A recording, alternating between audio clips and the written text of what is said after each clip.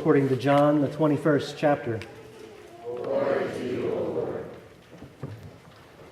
After he appeared to his followers in Jerusalem, Jesus showed himself again to the disciples by the Sea of Tiberias, and he showed himself in this way.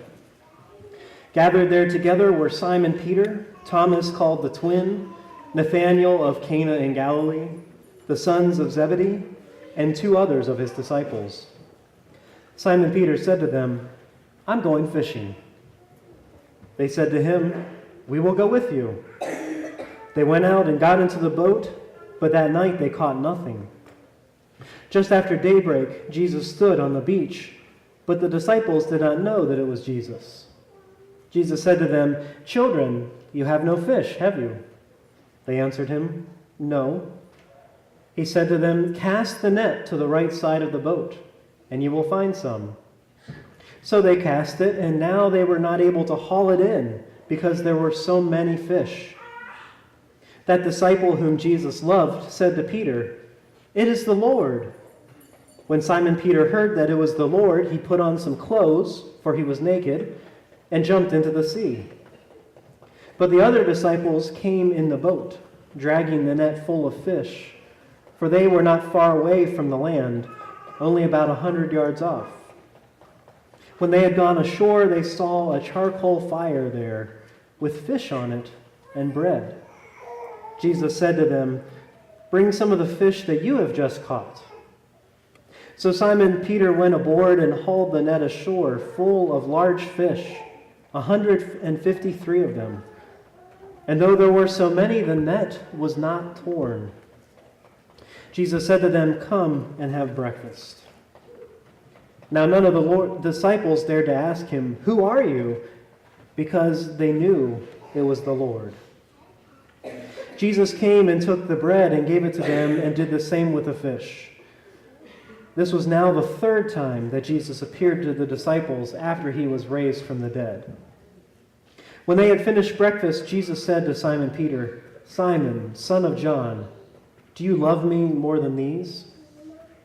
He said to him, "Yes, Lord, you know that I love you." Jesus said to him, "Feed my lambs." A second time he said to him, "Simon, son of John, do you love me?" He said to him, "Yes, Lord, you know that I love you." Jesus said to him, "Tend my sheep." He said to him the third time, "Simon, son of John, do you love me?" Peter felt hurt because he had said to him the third time, "Do you love me?" And he said to him, "Lord, you know everything. You know that I love you." Jesus said to him, "Feed my sheep. Very truly, I tell you, when you were younger, you used to fasten your own belt and to go wherever you wished. But when you grow old, you will stretch out your hands, and someone else will fasten a belt around you and take you where you do not wish to go." He said this to indicate the kind of death by which he would glorify God. After this, he said to him, "Follow me." The Gospel of the Lord. Praise to you, O Christ. Christ is risen. Christ is risen indeed. Hallelujah. What good news that is, right? It's good Easter news. Easter is such a great season that we believe Christ is risen from the dead. He's alive. He's present. Such good news, right? Yeah. Good news. Yeah. Christ is risen. Yeah, hallelujah. Yeah, good news. So good. So, now what?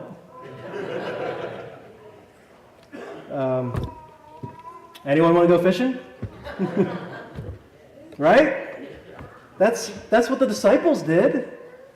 I mean, holy cow, they just saw him. Like literally, they saw him executed on the cross. They saw him taken down and put into a tomb, very much dead.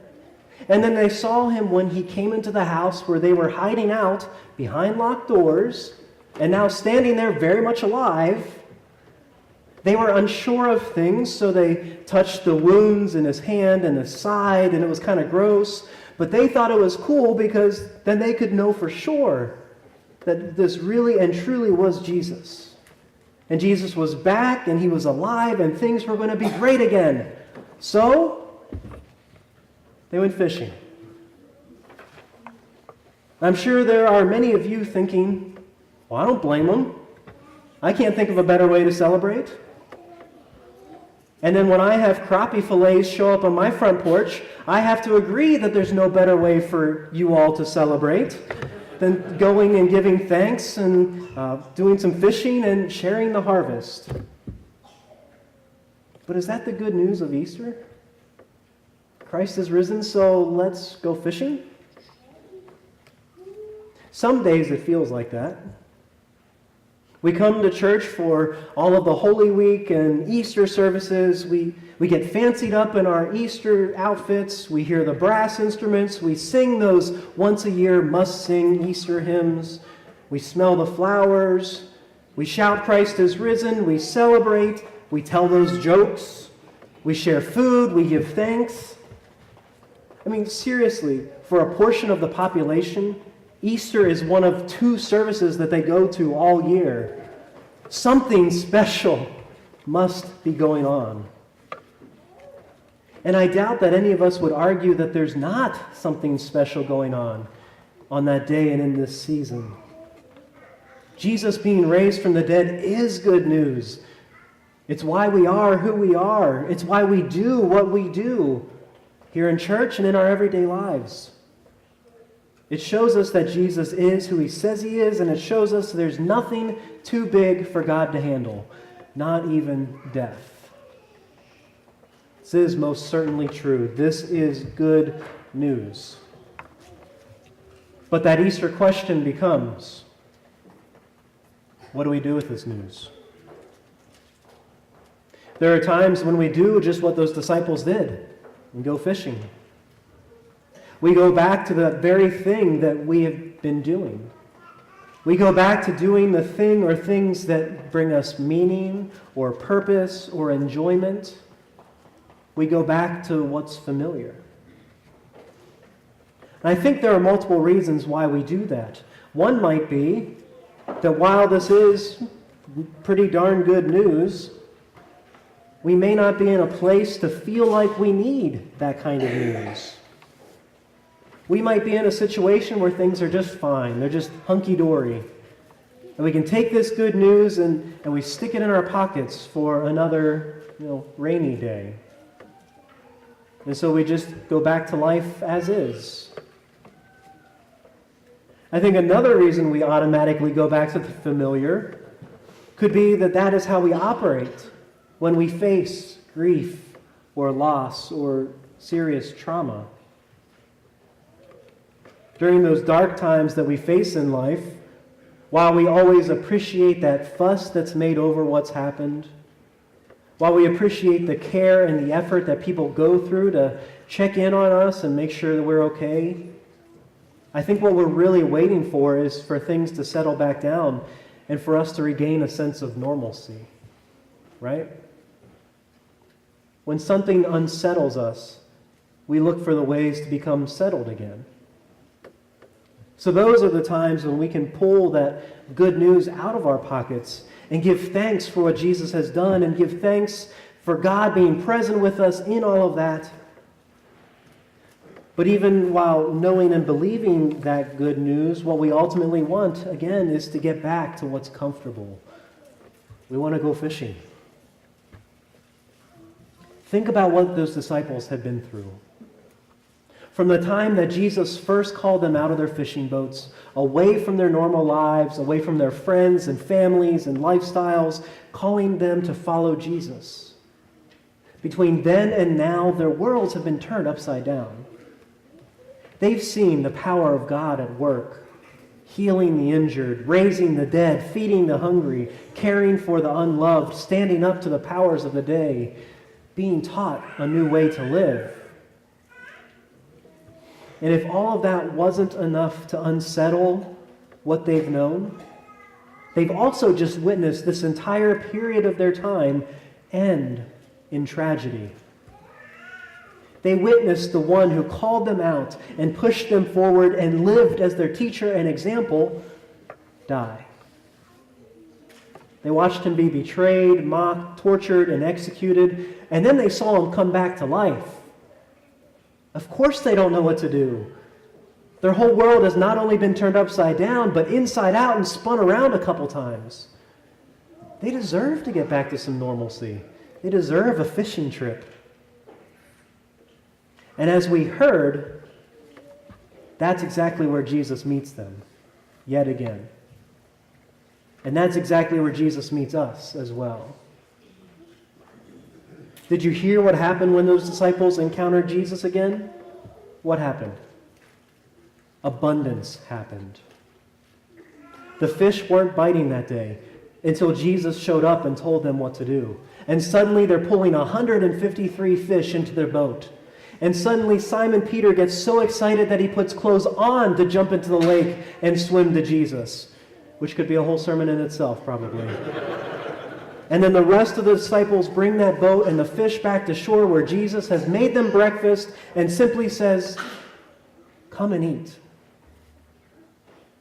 Don't you think that we would expect these disciples, having witnessed all the things they've witnessed, having been taught all the things they've been taught, having been on the journeys and missions that they've been on, seeing what has happened to Jesus and having them appear in their midst, wouldn't you think they would be out telling the world about it?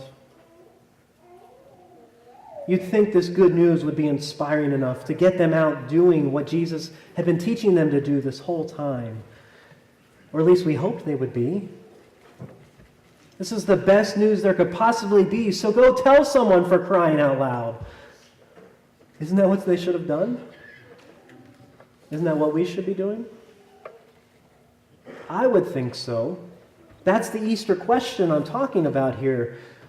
But this story in the Gospel of John is also telling us that maybe there's more, maybe more so than going out to tell the story. This good news is sending us out to live the story. We are to live like Easter people. We are to live as though God has beaten death and we don't have to worry about it. We are to live as though Jesus arrives in our midst and causes us to pull 153 fish into our boat. Or if a kid were telling the story, a bajillion fish. This is good news for our lives of abundance. And whether we stick that news in our pockets for another day or hold on to it so tightly that we almost break the thing, we know that there is more to this life than even imaginable. And if we can't believe that, listen to what Jesus tells Peter right after that. In those 3 successive questions of whether Simon Peter loves Jesus or not, Jesus follows them with directions for life.